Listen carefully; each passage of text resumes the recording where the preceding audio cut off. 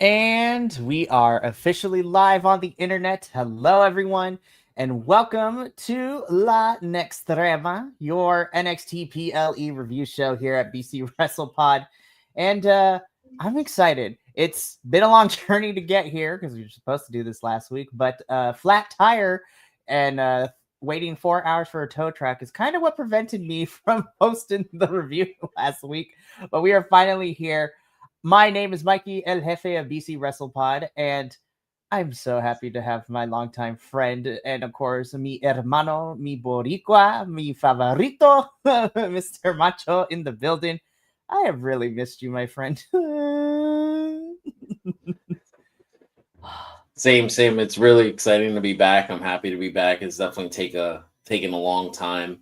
Definitely jumped off for a little bit from doing any review shows here and anywhere else. I mean, I really haven't done any YouTube shows at all.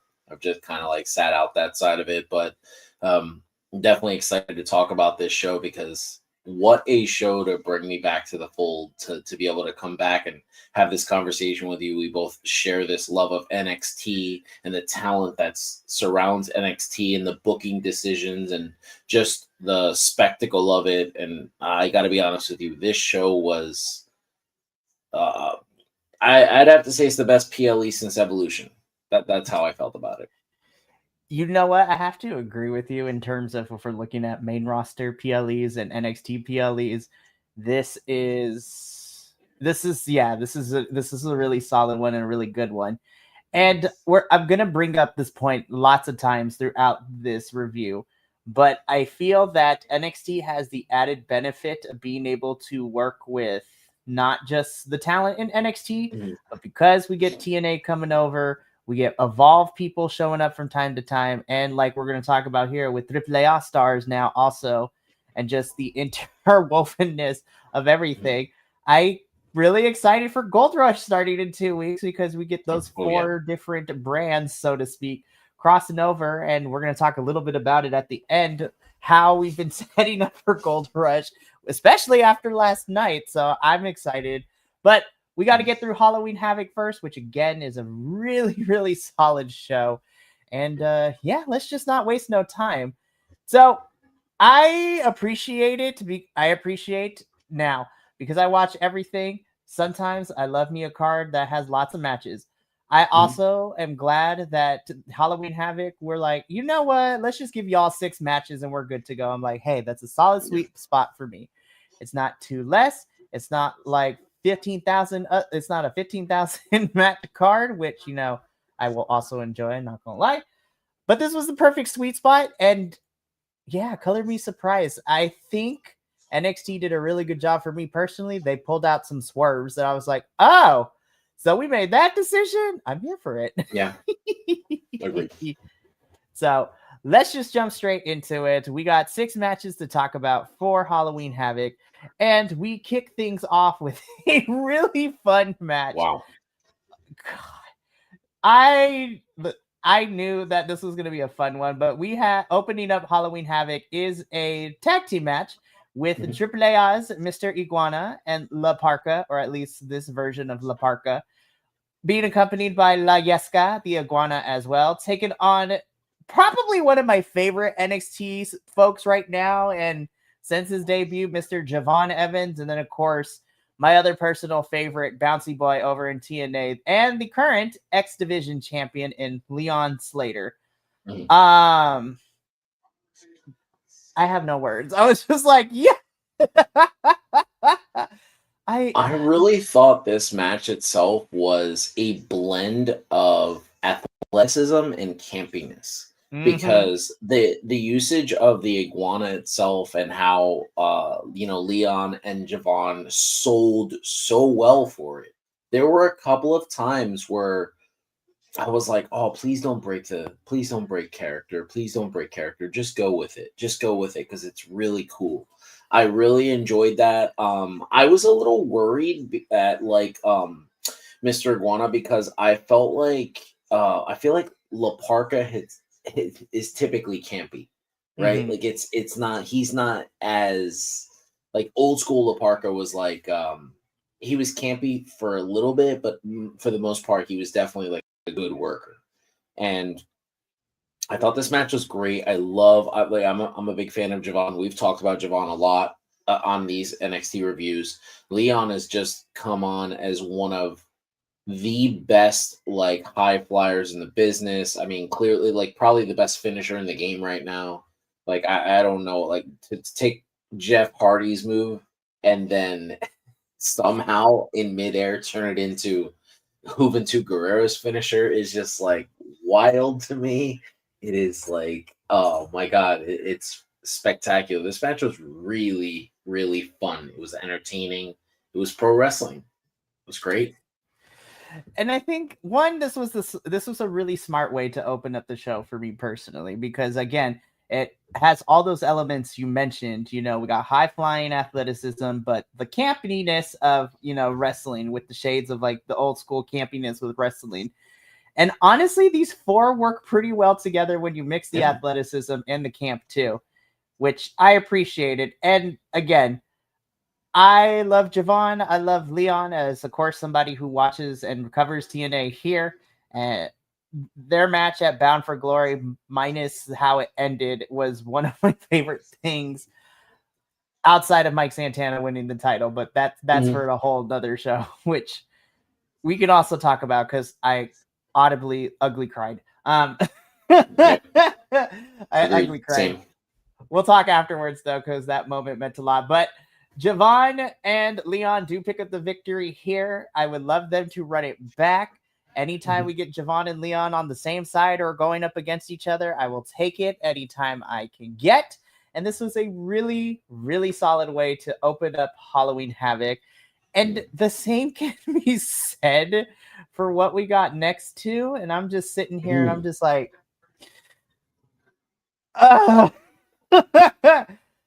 love him or hate him, all ego Ethan Page.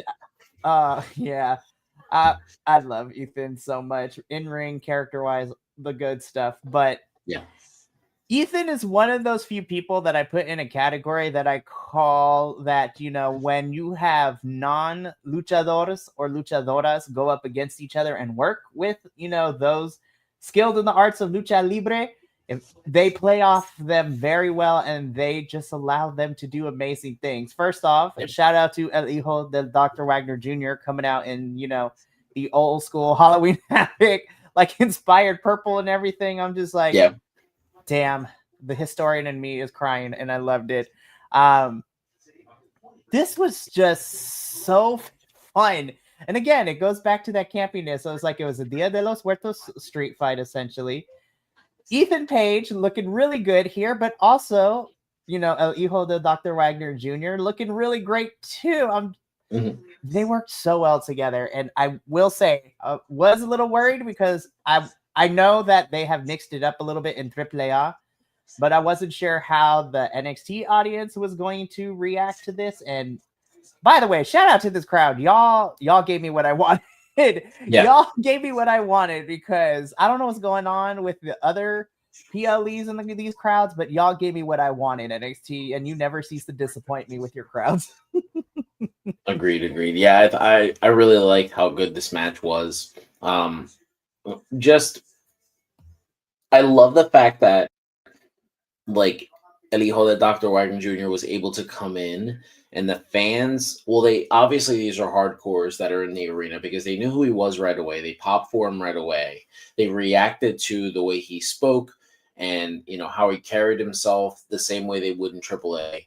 And I gotta say, I feel like the unsung hero of the entire show is Ethan Page. I feel like this is what he is here for. And I feel like he's rewarded with championships and he's rewarded with wins. But for the most part, I think it's the fact that he's such a trooper. He's willing to go out there and do anything. He's really good at what he does. And he definitely brings out the best in whoever he works with. He's by far one of the best workers in all of NXT. And I think it says a lot because he's one of those guys I want to compare him to Bailey, because you can put Bailey out there with anybody and that person's going to come out looking like an absolute star. And that's what Ethan Page has become. he's become that guy where it's like, oh, you want to make someone look really good? Give him to Ethan.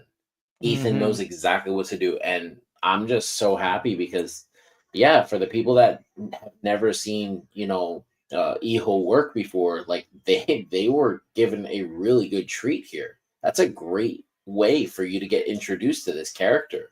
And for Ethan to sell for him the way he did, I mean, for him it was just standard stuff. His move set, to say like what Adam Page likes to say, like move set, but we were able to see so much more. He sold so much. He was so giving, and we were able to really enjoy the offense from a superstar that not many people know that much about. It's a great introduction to his character and everything. It was great.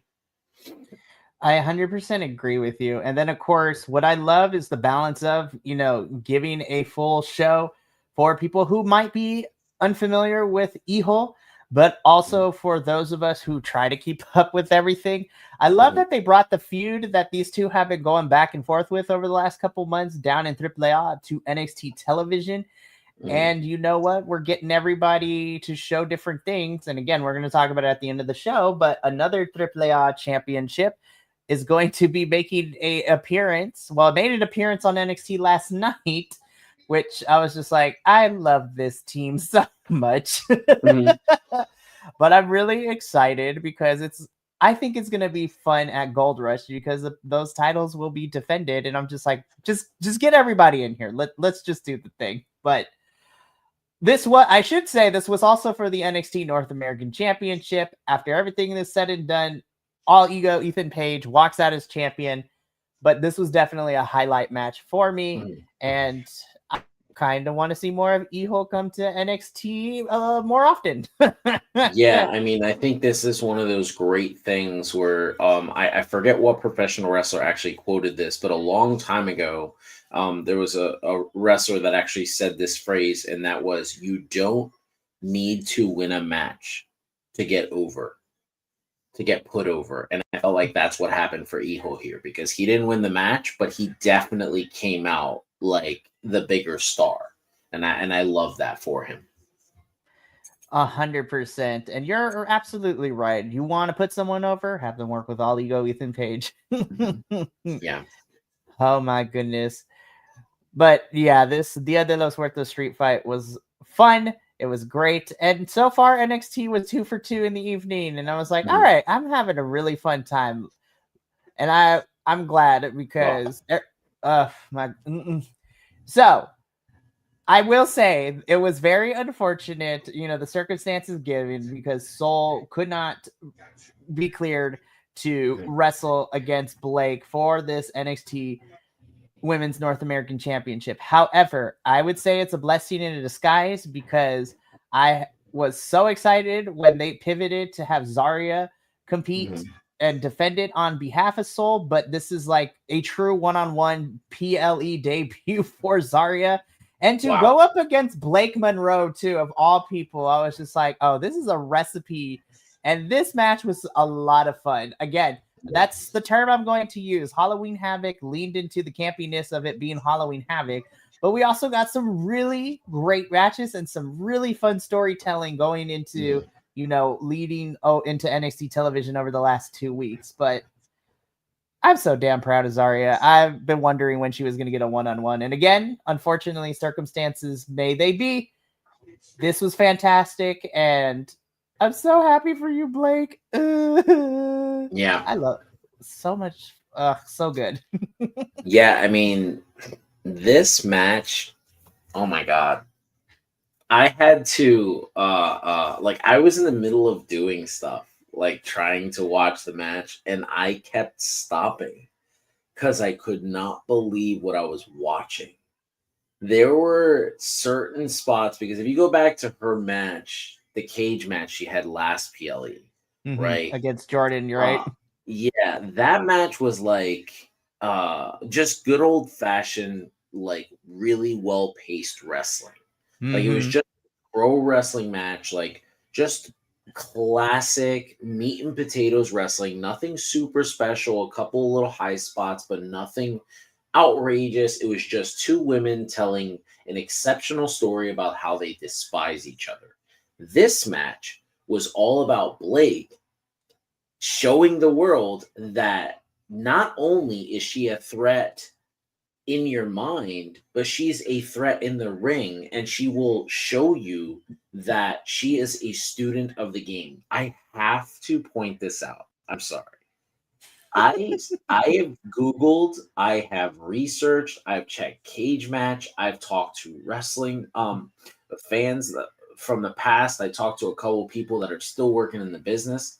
I can't find anyone that's ever seen a torture rack into an arm bar. I don't know where Zarya had her up for a torture rack, and it was clear that she was going to give her like a modified TKO, right? Mm-hmm. Like, which is like what the Nikki Bella's new finish, right? Because she doesn't do the torture rack anymore. And she turned it into an arm bar. And I was like, there's no way. Like, how you do that. And then the thing that kills me, which if people don't know who Deonna Purrazzo is, her finisher is a Fujiwara armbar. That's her finisher, right? That used to be MJF's finisher. That is little Guido Marichato's finisher from ECW. That is a beautiful armbar. It looks wrenching. It looks like it hurts. And she took the F5 and turned it into a Fujiwara armbar. And if I could just tell you how impressed that made me, how happy that made me. How long has Brock Lesnar been doing the F5? And we've never seen Kurt Angle. We've never seen the 04 Rumble winner. We've never seen Eddie Guerrero. These technical masters that have been in the ring with Lesnar have never turned that move into that. And she did. And to me, that was her way of telling the world, like, you think you got me beat? You don't. You think you know me? You don't. And my Lord, it almost felt like she didn't show us her true ability in AEW. Or Stardom. Like, it felt like she has so much more in her bag that she's willing to show the world. And I just, and it's crazy because Zarya selling for her made Zarya look so good, right? Because she looks like someone where it's like, okay, I'm going to so I'm not going to win this match, but you're going to remember that I did most of this stuff. And she was able to they both shined. They work really well together. And I don't want this to be a one-off. I need more of these two. 100%. And I think that collision course is still happening because I know, briefly talking about it, but I know that Zarya is involved with this women's speed tournament to crown the new speed champions, and Soul had to relinquish the title. But yeah, I think this PLE proved, I was like, I think Zarya is ready for, a feud, like a legit feud. I mean, she and Soul can still be together because I love that pairing. But with Soul, for however long she's out for, I think it's time to start utilizing Zarya. And I'm like, you guys, there's a reason that Rhea Ripley sings high praises of Zarya. Like, if you see her, when she was announced that she was going to be here, I was like, oh, the Australians and the New Zealanders are about to take over. And Rhea Ripley's like, just wait, you guys. She has something special. And I'm just like, yep. Let's go. Let's go. If Rhea Ripley tells you that it's special, you guys trust her judgment. I'm just saying it right now. And my God, I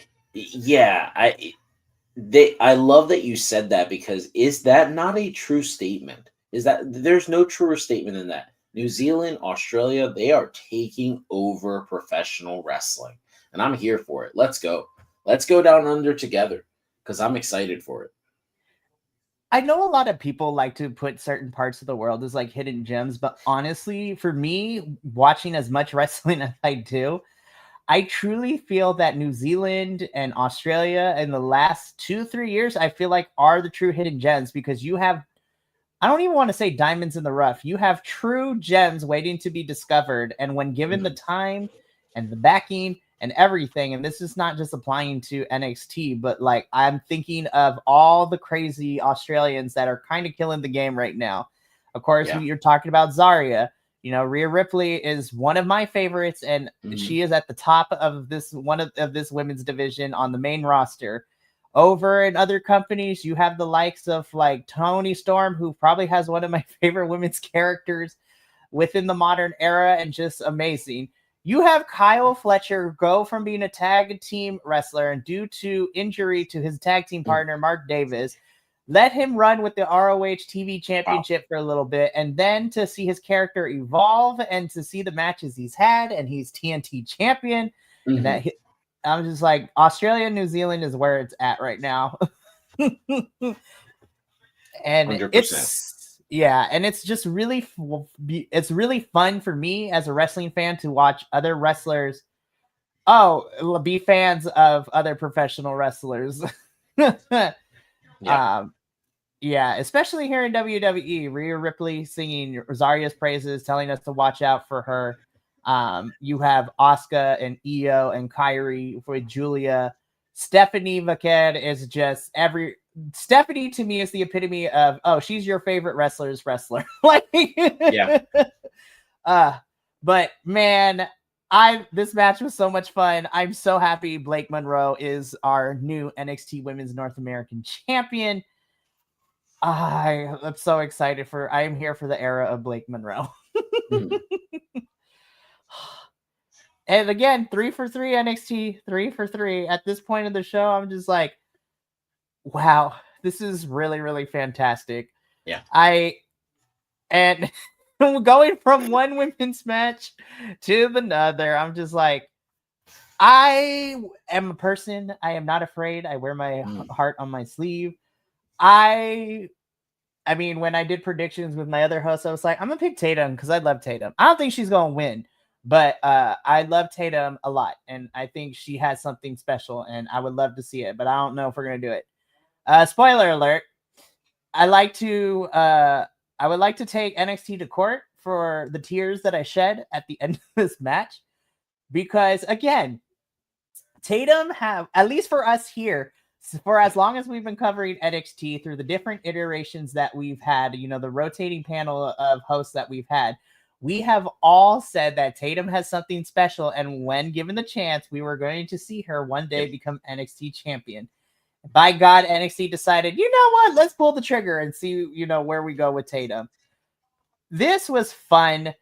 I cried. I love Tatum so much, And I think what made me fall in love with Tatum more is that originally I loved her, but then when she and Lyra were paired together, I'm like, that banter, that on-screen character dynamic, the way that Lyra is her on-screen and off-screen bestie to Tatum and supporting her made this win feel very, very special.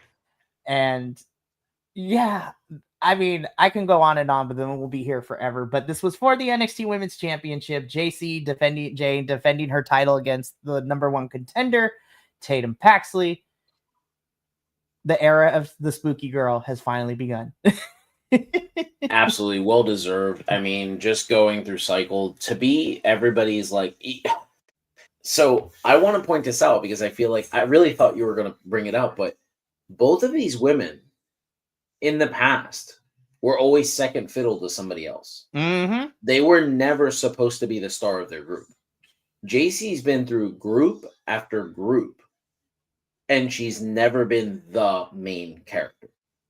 And then, she betrays Gigi, and she gets the Shawn Michaels treatment. Mm-hmm. Like, she's the Shawn Michaels of the group. And nobody believed it. Like, I remember when it happened, people were angry because the internet loves Gigi Dolan. They do. Everybody loves Priscilla Kelly, right? And that's how it was. And I felt like, man, if you didn't know who JC was before, when she won that championship, I gotta say, she's the only person that I've ever seen in professional wrestling, at least in my lifetime, that won the title and where you as a fan expected the title to make her, where oh, the title was jewelry to her. She carried that shit like she's always been the champion. She was so good as the NXT Women's Champ. She was one of the best. Her character work, her promos, her presence, everything about her in-ring style is so different from everybody else because it's like I don't know, I can't really describe it. And you think, oh, like she's not supposed to have this spot, she's not that good. No, that's a lie. It's an absolute lie. She showed out, and I gotta say this. If she doesn't do what she does with this reign, Tatum's win does not feel as monumental because it really felt like Tatum just clawed that championship away from like the best champion on the roster. And that to me is what made Tatum finally overcoming everything to where she had best friends leave and she has nobody supporting her. And then she almost got betrayed at the end of this match. You know, like the whole Izzy thing. Like, listen, Izzy, we get Braun Breaker's your man. You don't have to do his stuff. You know what I mean? You can be her friend. Like chill out. You know what I mean? You don't want the bird lady to come down and take care of you. Just listen, let's calm down. I am a grown man, and I agree with that statement because I do not want to make Lyra mad because I know Lyra will kick my butt any day of the week. I want to be Lyra's friend. I don't want her to beat me up because she will beat me to a pulp, and she scares me. I'm like, listen, if her and Becky Lynch have come up together, it's game over if you make her mad. Like, she will. I'm telling you, the School of Hard Knocks will come out with that one, and I love Lyra for that. This match was great. What a contrast to the previous match, the previous championship. Two great storytelling matches, but this one just felt so unique on its own, and it was a really special thing to see. And I'm just glad that two women that were never really looked at by the WWE universe, by the NXT fandom, as like the main star, the main character. There was always somebody that was supposed to be better than them, right? For JC it was Mandy Rose, and for Tatum it was Lyra. Like, okay, they're just going to be the second. For them to go out there and be like, oh yeah, we can do everything they did and we can do it better. And they did. They were spectacular. And I love the little behind the scenes stuff that we get to see how emotionally invested Shawn Michaels is with Tatum Paxley. And here's the thing too. And however you feel about HBK's career as an in-ring performer, the best way that we always throw out, we kind of make fun of it, but 100%, I was like, Shawn Michaels is literally playing dad/grandpa to these NXT talents. Yeah. Especially the women's division. Like, I have not seen an NXT women's talent, current or has gone on to main roster, ever has said a bad thing about the way that Shawn Michaels books, works, talks to, all the adjectives you can use to describe, how he works down in NXT. And I'm just like, the women rosters respect, but they love Shawn Michaels like they like he's their dad/grandpa. You know what it is too? It's because the GOAT conversation is supposed to be like a personal one. It's always like, who's your GOAT? But like in the back of everybody's mind, I think for the most part, universally, everybody believes it's Shawn, right? Like, it's just like one of those things. Like, you might have a personal one. Like, it might be Eddie for you. It's Sting for me, right? Like, it's just one of those things. But I think that the workers, the people that work in that company, I think a lot of them view, like, this is Michael Jordan. Like, this is who this man is. And look at where he reached. He wasn't supposed to. He's like 5'11" or 6 foot tall or whatever, whatever his worker height is, right? Because his worker and shoot height are not the same thing. Because I've taken a picture with him at an airport. He's not. I'm 5'10". You know what I mean? So it's just like, I think it's taking advice from somebody like this, and it's what you said. It's a dad grandpa thing where you can tell when he talks about the talent, even in interviews, that he is very much invested in their success. Like, he wants them to do well. there was this really great quote, not like I'm trying to turn this into like a quoting show, but there's this really great quote that the only man who ever wants you to be better than them is your father, right? Like, that's just how it is. Like, that's the only man that ever wants you to do better than them is your father. And then think about it, like Sean looks at it, that these are all his kids. So he wants them all to do better than him. And it is a beautiful thing to see. It's awesome and it's great the way he lets them go out there and just be themselves. And he just accentuates what's really good with them. Like, oh, you know what, Tatum, you're good at this. We like the spooky, but why don't you show everybody just how athletic you are? Why don't we show them just how special you are in this sense, right? Like, you don't always need to be doing these like spooky matches. Why don't you just go out there and have a good wrestling match? Show them that you were a power lifter, that you can do all of this stuff. Like, I think it's spectacular how he's able to just really bring out the best in all of this talent. 100%. And again, because Shawn Michaels works with this talent and truly, like you said, wants to see them succeed in all aspects, that's why, of course, the hope for all these talents is for them to make it to the main roster one day. That's for Raw and SmackDown. And we would love to see them on Raw and SmackDown. But it's just, I love it because, I feel that NXT and Shawn Michaels, they put in the work. They make NXT great for everyone, character-wise, wrestling-wise. And then, because we're speaking about NXT and I don't want to dive too much in Raw and SmackDown, but there's a reason that, myself, Macho, and a couple other people within our podcasting circle get a little frustrated when our NXT call-ups happen. And then I was like, you had the playbook. Why did we mess it up? Yeah, I don't get it. I feel like in NXT, it's a smaller scale. And they're able to just let the talent be successful.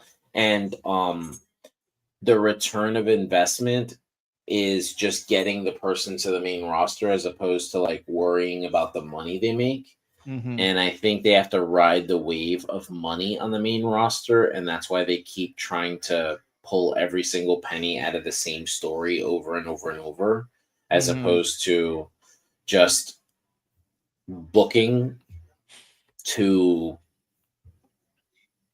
improve talent and make people better. And I also think a lot of what the difference is, like, this is a youth movement.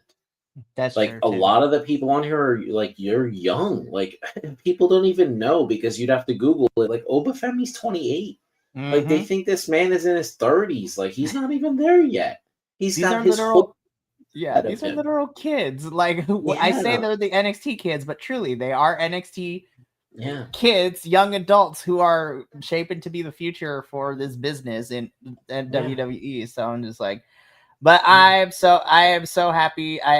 Whatever you have to say, I love JC. She had a fun run as NXT Women's Champion, and for her character, she also,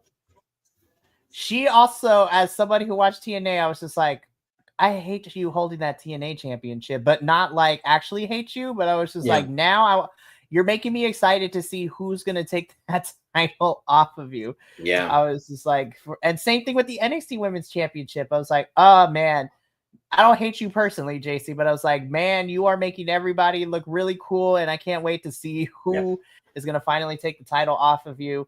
And you know what? This was a fun match. I love the celebration, after this match. And we closed the show, fast forwarding a little bit, on Tatum celebrating backstage and telling the world that things are going to get crazy on NXT on Tuesday. So congratulations to Tatum.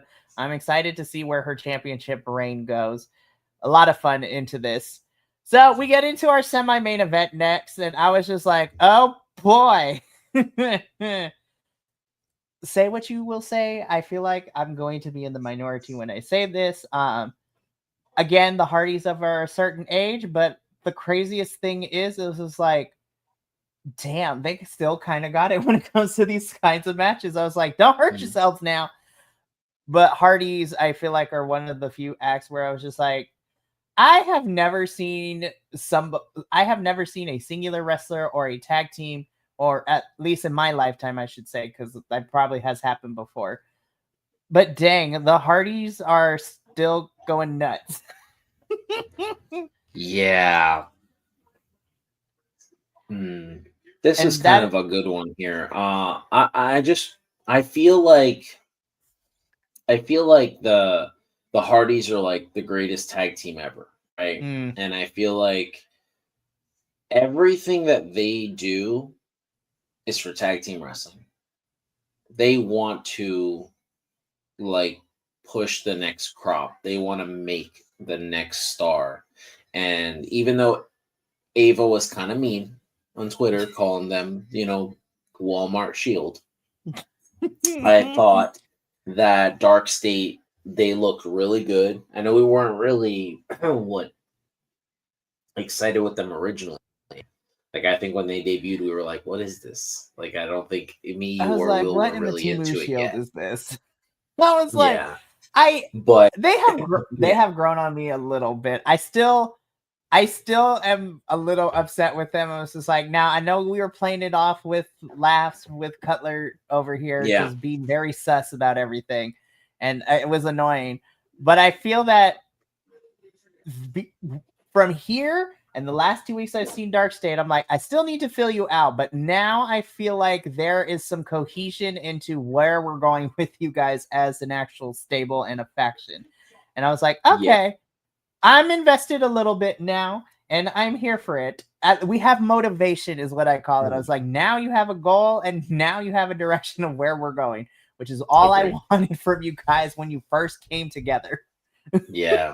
This tag match, this run for the Hardys, it reminded me of Becky coming back and winning the NXT Championship. The whole run, the whole 42 days of her championship was designed to put someone over. It was like, let's pick someone, let's give this person the strap, let's get this person ready for the next level. And that's what I think the Hardys did. And boy, did they find success, because there were a couple of spots in this match, and I think it was like, it's tough to have this kind of match in such a small venue, because the Hardys are used to having it in like these monstrous arenas and stuff like that. But I really feel like I enjoyed this match. I knew exactly what I was getting out of it, and I stand on this, and I'm going to stand on this until he officially retires. Jeff Hardy can go to the main roster right now, and he could be a main eventer, and you can't convince me otherwise. I think Jeff Hardy's as good as he was back in the day. I don't know if Matt is necessarily the Matt Hardy like V1. I don't know if he's necessarily like, that version. Awesome theme song, by the way. Really great song. You guys should Google it. It's amazing. But yeah, I just feel like Jeff Hardy, he just... MVP talked about it on this podcast, where he said that like Stone Cold Steve Austin got over with a kick and a punch. And I feel like what he was trying to tell people, that I think people misread what he was saying, was he's not saying stop doing the flips. That's not what he's saying.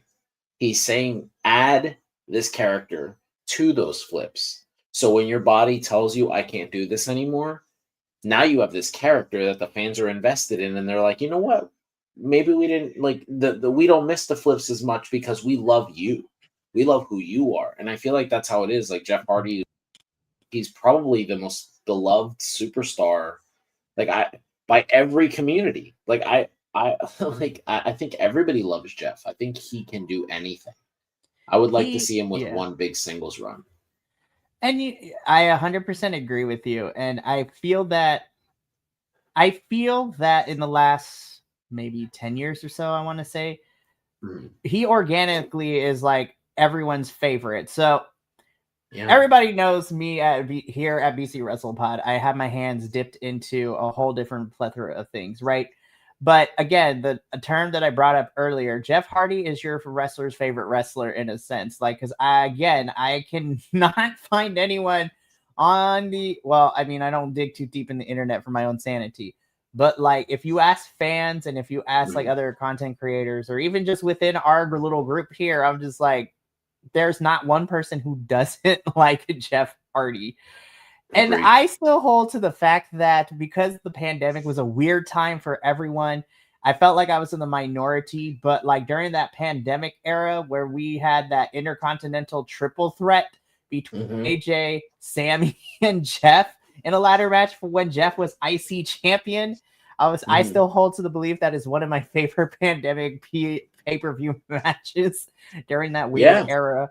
Because I was just like, it was creative, it was different, because you know Sammy had literally locked Jeff's earlobe with the gauge, with the chain and the handcuffs, and I'm just like, we didn't get a run back, and I was like, that's a shame. That was a shame.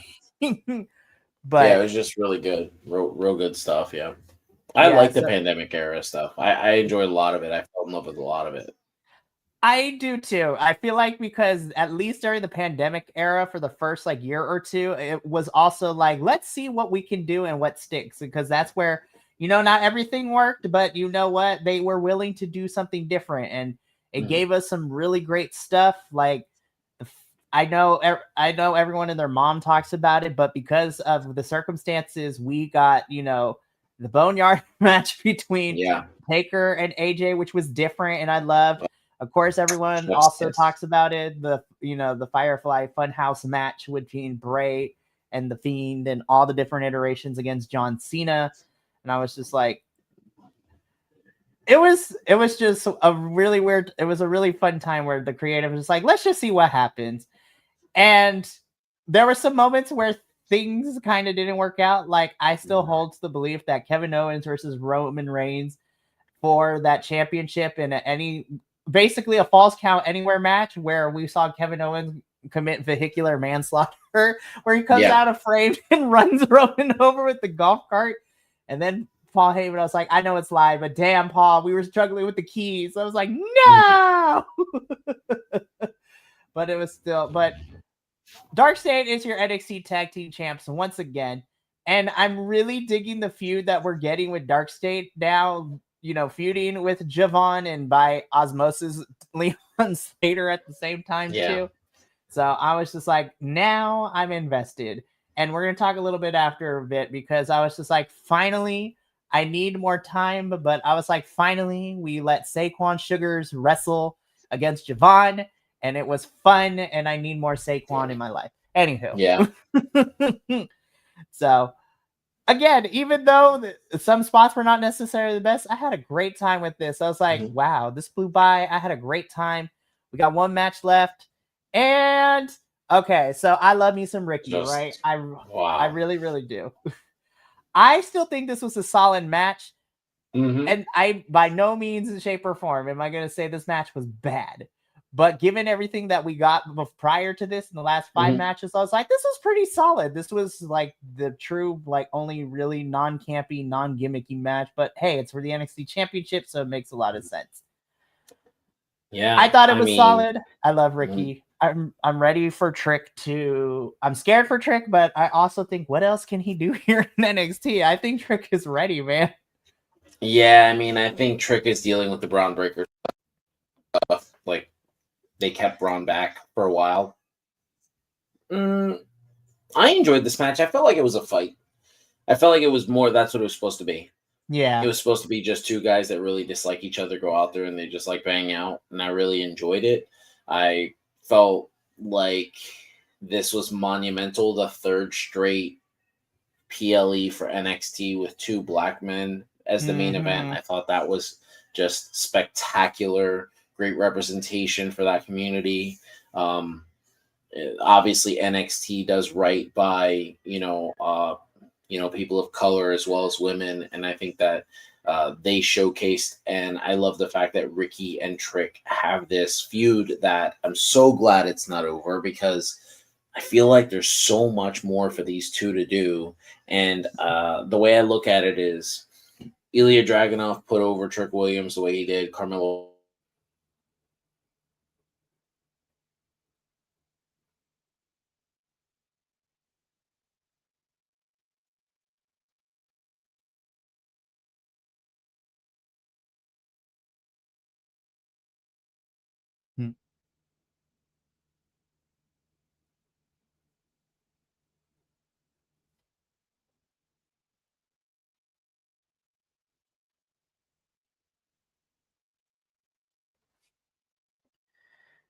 Uh-oh.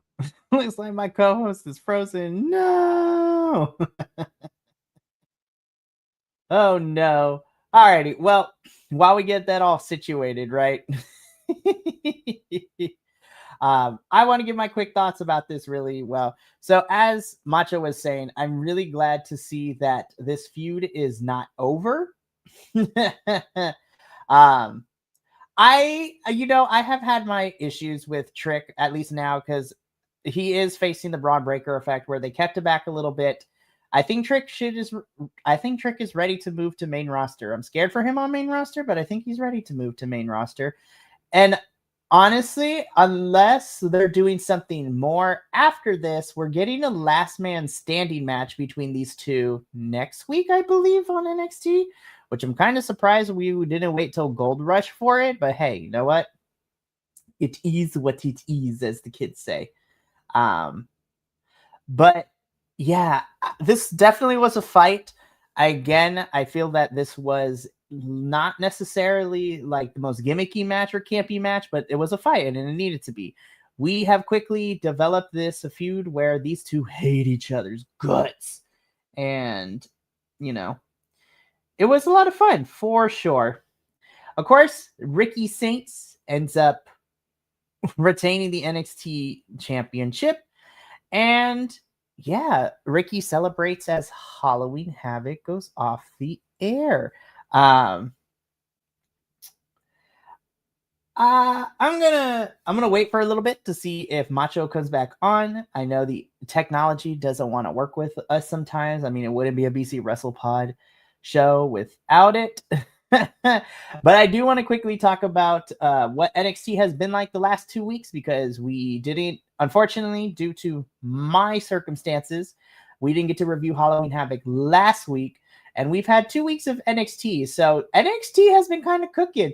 We've gotten some new feuds and some storylines coming out. The next big thing for NXT is Gold Rush, which is, a joint show, which is going to include NXT, Evolve, TNA, and AAA.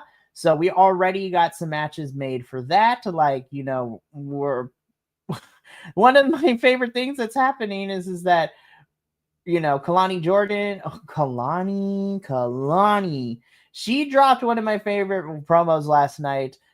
Just so good.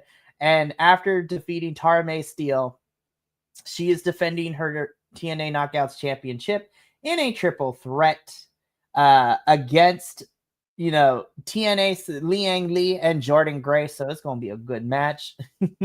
I think it's going to be fantastic. Yeah, but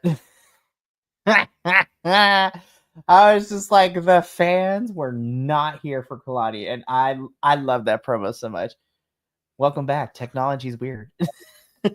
Storm here in Pennsylvania, where I'm at, and it just shut down all the internet and everything. So I had to run downstairs and reboot it and everything. Trust me, I have had those moments, but you came back at the right time, because I was talking about how I really loved Kalani's promo from last night. Oh yeah, just a spectacular promo. And I'm just like, again, we talked a little bit about it beforehand, but when Kalani was going heel the first time, I was just like, okay, I see where we're going. I need a little bit more. And I was just like, this promo is exactly what we needed. And I'm just like, oh, this is going to be so good. I cannot wait. Yeah. And like I said, I am shocked. Yeah, I got to say, I'm very shocked that they allowed her to use Cody in her promo, because he is the face of the company right now. And she pointed out something that is very interesting, and obviously her using Dirty Dom, that makes sense, right? Because he's praised for it, because he's like, as he said in his promo yesterday or the day before, that was just spectacular. Just like, keep my father's name out your mouth, as he says that to his father. I was dying. Oh my God, just spectacular. Yeah, I just think it was so good. I was so happy with like her promo. I thought she came off as calculated, and it was almost like it felt like someone who almost like is constantly getting stepped on, and they just like snap, and that's it. Where it's like, that's it. Like, that person that you knew before, that person's gone. That person no longer exists. And it's so funny because I feel like you brought it up, and now I can't stop thinking about it. It's kind of Bailey's heel turn, right? Yeah. Like when Bailey left the hugger, when she left the ponytail, she never went back. Like, yeah, she does the wave, when she does like the Bailey to belly or something like that in the corner. But that's just like a little throwback. But she's never going back to the hugger. And that's how I feel about Kalani, because there's a lot of people that felt like the bubbly version of Kalani is not, it wasn't really her. That's not really who she is. This is her. And man, she is a unbelievable performer. And, she's never really got the shot to be like the one. Right. Mm-hmm. So I love it. I think this is great for her. She's great. I agree with you there. And of course, like I was saying, she is defending that TNA Knockouts Championship at Gold Rush in a triple threat between her, Jordan, and TNA's Liang Li, which has me excited. I can't wait for that. I am a little bit surprised too, because I mentioned it when I was talking about Ricky and Trick for right now. They're not waiting till Gold Rush, unless I was mistaken. We're getting a last man standing match between the two of them next week, which is kind of fun. I'm excited to see where that one goes. Also, I and Will are like in the minority in the fan club here, but I am really happy to see that NXT is giving more screen time to Tavion. I love me some Tavion Heights. I think, again, his feud with Ethan, I loved him before. I loved him even more after that, as silly as the gimmicks were. And speaking of Ethan, those AAA mixed tag team champions with him and the best person in the world, Chelsea Green, the Presidente of my heart. Again, those two just know how to make really good TV and really good fun, and also are one of the smartest and also put over everyone. And I'm excited for the chaos that their match at Gold Rush defending those AAA mixed tag team championships against Joe Hendry and somebody who have also missed on my screen on a consistent basis is Thea Hale. So I'm just like, oh, this is going to be chaotic, and I'm here for it. Yep. So I'm excited. I think it's going to be a great couple of weeks here. I'm looking forward to it. I know NXT, it doesn't matter how polarizing, Raw and SmackDown are. NXT is always there to bring your spirits up. 100%. NXT is, again, I watch a lot of wrestling. NXT consistently always makes me look forward to seeing what we're going to see on Tuesday nights, and makes me excited for the Wednesday reviews. But yeah, Mancho, it was really nice to have you here. I know scheduling wise it might be different, but you are more than welcome to continue to come if your schedule allows it. Yeah.